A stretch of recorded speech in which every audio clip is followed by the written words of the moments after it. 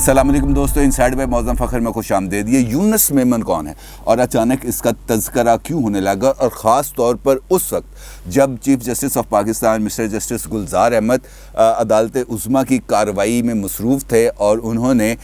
جو کراچی کے اندر جو تجاوزات کے حوالے سے گفتگو کی، اور وہاں پر انہوں نے یہ جو یونس میمن صاحب ہیں اس کا ذکر کیا اور ان کو ایک طاقتور شخصیت کے طور پر گردانا۔ اب چونکہ چیف جسٹس آف پاکستان نے ان کا ذکر کیا، اور چیف جسٹس آف پاکستان نے یقینی طور پر کسی نہ کسی مصدقہ انفارمیشن کے حوالے سے ہی ان کا ذکر کیا ہوگا، کیونکہ چیف جسٹس آف پاکستان سے ہم یہ کم از کم توقع نہیں کر سکتے، بلکہ کوئی بھی نہیں کر سکتا کہ وہ بغیر کسی ثبوت کے یا مصدقہ اطلاع کے اس قسم کا نام لیں گے۔ اب یونس میمن کا نام آیا تو پتہ تو کرنا پڑے گا نا، یہ یونس میمن کون صاحب ہیں اور ان کے کیا کنیکشنز ہیں، اور وہ کس طریقے سے سندھ کے اندر انہوں نے جو بلڈنگ کنٹرول کا جو ڈپارٹمنٹ ہے اس کے اوپر انہوں نے اپنا مکمل کنٹرول رکھا ہوا ہے۔ لیکن اس سے پہلے جائزہ لیتے ہیں کہ آج سپریم کورٹ آف پاکستان نے کیا کارروائی کی ہے سندھ حکومت کے بارے میں، ان کے کیا ریمارکس ہیں، اور پھر آگے چل کے آپ کو ڈیٹیل میں بتاؤں گا کہ یہ جو پچھلے چند دنوں سے کارروائیاں چل رہی ہیں پولیٹیکل گراؤنڈ پہ بھی، اس کا بیک لیش کیا ہے اور وہ کس طریقے سے آگے بڑھیں گی۔ معاملہ تھا سپریم کورٹ میں، اور کراچی میں شارع فیصل پر بننے والے ایک ٹاور کا، اور اس کی سماعت جاری تھی سپریم کورٹ آف پاکستان میں۔ تو جو چیف جسٹس ہیں سپریم کورٹ آف پاکستان کے، انہوں نے جو اپنی عدالتی کارروائی تھی اس میں سندھ حکومت پر خاصی برہمی کا اظہار کیا، اور ان کا یہ کہنا تھا کہ سندھ حکومت ایک نالہ صاف نہیں کر سکتی تو پورا صوبہ کیسے چلائے گی۔ چیف جسٹس کا کہنا تھا کہ شارع فیصل کا لوڈ کبھی کم نہیں ہوا، یہ ہمیشہ بڑھا ہے، اور اس کے دونوں اطراف کی جو سروس روڈز ہیں وہ مکمل طور پر انکروچڈ ہیں، وہاں پہ تجاوزات کی گئی ہیں، سب کرپٹ ہیں، کمشنر بھی کہہ رہے ہیں قبضہ ہے، سارے رفائی پلاٹ ہیں، بلڈنگ اتھارٹی ہے، پیسے دیں جو چاہے کریں، سندھ میں حکومت ہے ہی نہیں، حکومت کینیڈا سے چلائی جا رہی ہے۔ چیف جسٹس آف پاکستان فرما رہے ہیں حکومت کینیڈا سے چلائی جا رہی ہے۔ کراچی کو یونس میمن کینیڈا میں بیٹھ کر آپریٹ کر رہا ہے، یونس میمن وہاں پر بیٹھ کر ساری بلڈنگ کو دیکھ رہا ہے۔ اب جو چیف جسٹس نے باتیں کی ہیں وہ تو خاصی تشویشناک ہے، لیکن اس کے ساتھ ساتھ جو سندھ میں جو اور بھی جو مختلف قسم کے اعتراضات ہیں اس کا بھی ذکر کیا چیف جسٹس نے۔ چیف جسٹس نے کہنا تھا کہ صوبے میں ایک تعلیم کا پروجیکٹ 2600 بلین روپے کا 2014 میں شروع ہوا اور 2017 میں ختم ہوا۔ ان پیسوں سے دنیا کی بہترین یونیورسٹی بنائی جا سکتی تھی۔ RO پلانٹس کا پیسہ 1500 بلین روپے ہے، تھر کے لوگ آج بھی پانی کو ترستے ہیں۔ سندھ حکومت کے پاس ایک ہی منصوبہ ہے، بد سے بدتر بناؤ، آپ لوگ فیصلہ کر لیں کرنا کیا ہے، اس طرح حکومت نہیں چلتی، بلکہ حکومت ہے ہی نہیں۔ عدالت نے کہا بجٹ کا مطلب اپنے لیے فنڈ مختص کرنا ہوتا ہے، عوام کے لیے نہیں، لوگوں کو تو ایک پیسے کا فائدہ نہیں ہو رہا۔ اب سندھ میں جو بھی معاملہ ہے وہ کسی نہ کسی طریقے سے جا کے جڑ جاتا ہے آصف علی زرداری صاحب سے، یا جوڑ دیا جاتا ہے آصف علی زرداری صاحب سے، کیونکہ وہ پاکستان کے اندر ایک ایسی شخصیت ہیں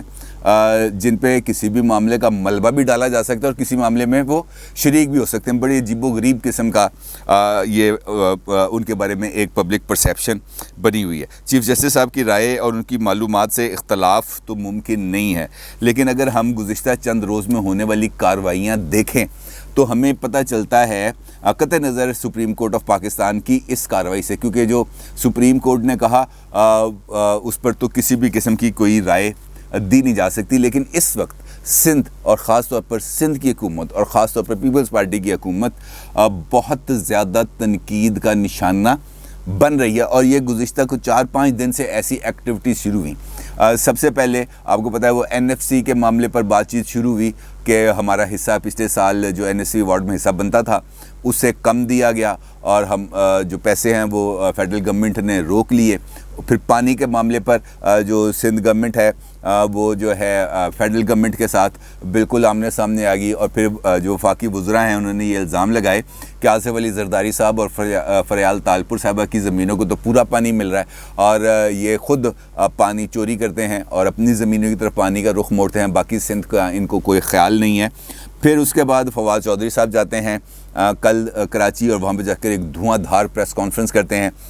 سندھ حکومت پر خوب طنز کے تیر چلاتے ہیں۔ پھر اسد عمر صاحب موٹر سائیکل پہ بیٹھ کے کراچی کا دورہ کرتے ہیں، اور وہاں پر جو ان کی حکومت کی طرف سے جو کراچی کے اندر جو ڈیولپمنٹ کے کام ہیں اس کی تعریف بھی کرتے ہیں، اور پھر سندھ حکومت پر بھی تنقید کرتے ہیں کہ سندھ حکومت یہ کہتی ہے کہ پیسہ آپ ہمیں دیں، ہم لگائیں گے، لیکن وہ پیسہ یہاں پر لگے گا نہیں، اور ہم تو اب سندھ حکومت کو پیسہ نہیں دیں گے، ہم نے جو بھی ڈیولپمنٹ کے کام کرانے ہیں وہ ہم خود کرائیں گے، کراچی کے اندر بھی اور سندھ کے دیگر شہروں میں بھی۔ اس کے بعد جو ایک اور کل ہی کی ایک اور پولیٹیکل ڈیولپمنٹ ہے وہ یہ ہے کہ جے یو آئی نے، مولانا فضل الرحمان صاحب کی جماعت نے سندھ حکومت کے خلاف احتجاج کا اعلان کر دیا، اور انہوں نے کل ایک علامتی دھرنا بھی دیا حیدرآباد میں، اور اس کے بعد انہوں نے کہا کہ ہم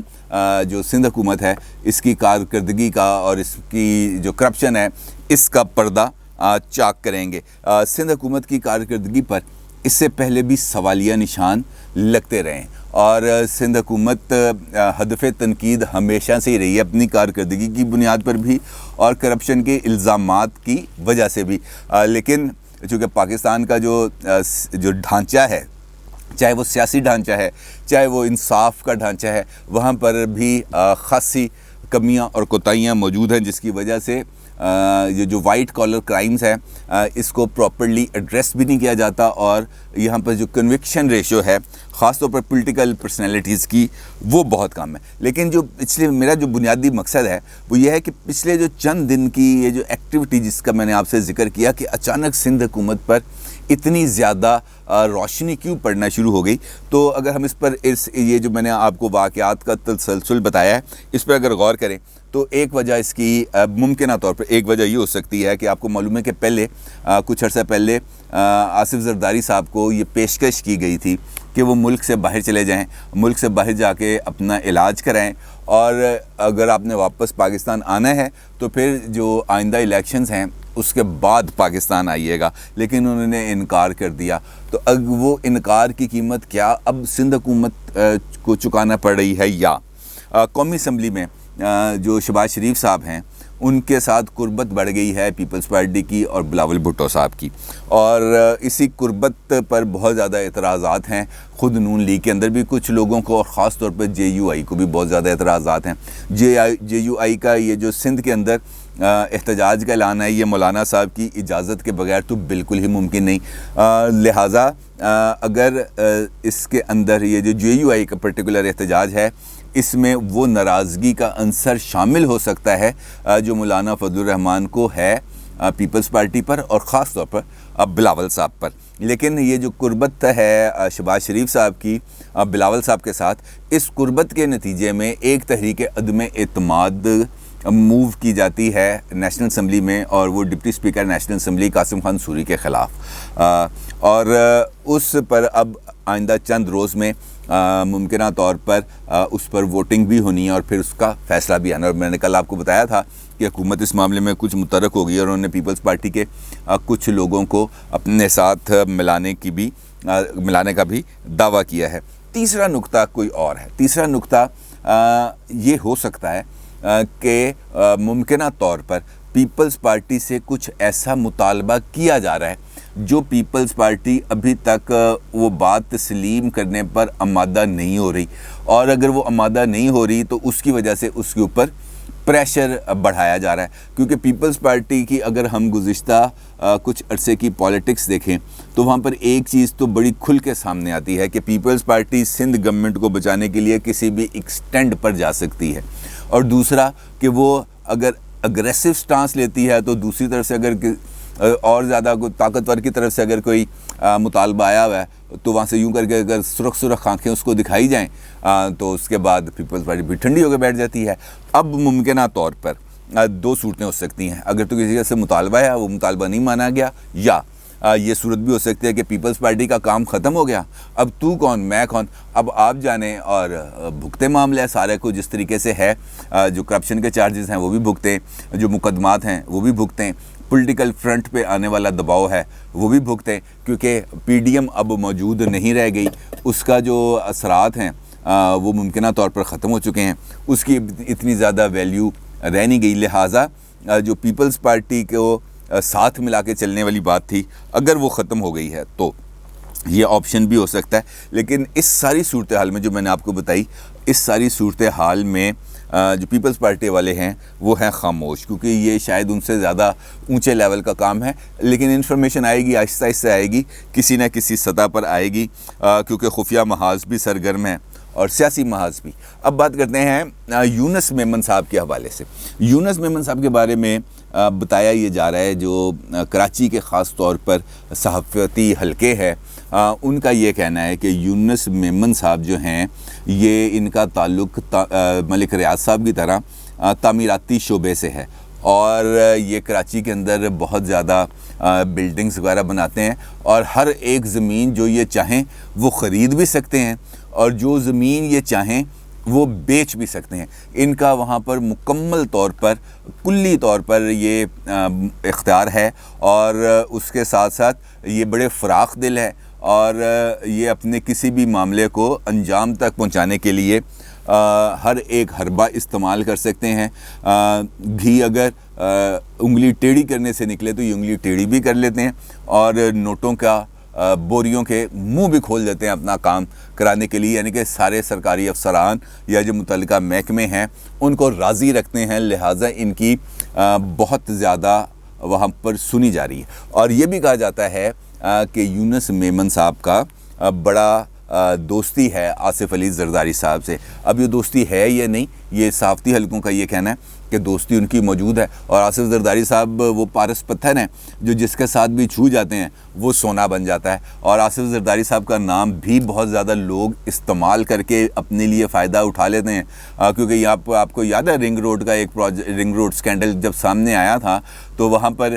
جو بلو ورلڈ سٹی نام کی ایک ہاؤسنگ سوسائٹی تھی، اس کے جو اونر تھے انہوں نے عمران خان صاحب کو 2 کروڑ روپے کا کرونا ریلیف فنڈ میں 2 کروڑ روپے دے کے عمران خان صاحب کے ساتھ تصویر اتروائی، اور پھر اس کی پروجیکشنز شروع کی، اور انہوں نے اپنی سوسائٹی کے وہ والے پلاٹ کی فائلیں بھی بھیج دیں جو زمین انہوں نے حاصل نہیں کی ہوئی تھی۔ تو پاکستان کے اندر یہ والا کلچر اس طرح کا بھی موجود ہے۔ ممکن ہے کہ ان کا آصف زرداری صاحب کے ساتھ تعلق ہو، اگر لوگ کہہ رہے ہیں تو غلط تو نہیں کہہ رہے ہوں گے، لیکن جب تک کوئی چیز ثابت نہ ہو جائے تو اس کے اوپر اس طریقے سے میرا نہیں خیال کہ ہمیں اوپنلی رائے دینی چاہیے۔ لیکن پیپلز پارٹی اس وقت پھر دوبارہ ایک مرتبہ پھر